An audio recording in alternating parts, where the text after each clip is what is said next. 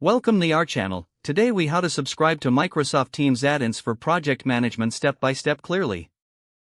Open Microsoft Teams on your desktop or in your web browser. On the left sidebar, locate and click on the Apps icon. In the Apps window, find the search bar at the top. Type Project Management into the search bar. Review the list of add-ins related to project management. Select an add-in that fits your needs. Click on the add-in to open its details page. Review the information provided, including features and user ratings. If you decide it suits your requirements, click on the Add or Install button. Follow any prompts that appear to complete the installation process.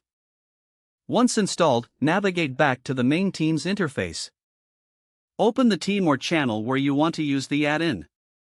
Click on the plus icon at the top of the channel to add a new tab.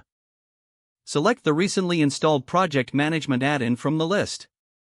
Configure the settings as required based on your project's needs. Click Save to integrate the add-in into your team channel.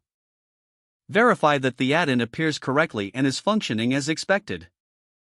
If the page does not load, refresh the browser or try again in a private or incognito window.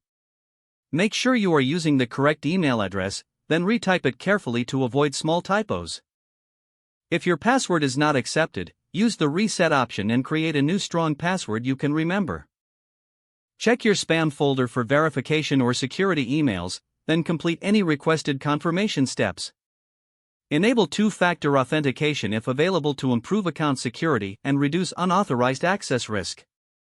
After signing in, review your profile details so your contact information and settings are accurate and current. If you see an error message, note it down and try again after restarting your device and internet connection. Log out when you finish, especially on shared devices, to keep your account and payment information secure. If the page does not load, refresh the browser or try again in a private or incognito window. Make sure you are using the correct email address, then retype it carefully to avoid small typos. If your password is not accepted, use the reset option and create a new strong password you can remember. Don't forget to like this video and subscribe to our channel for more step-by-step tech guides.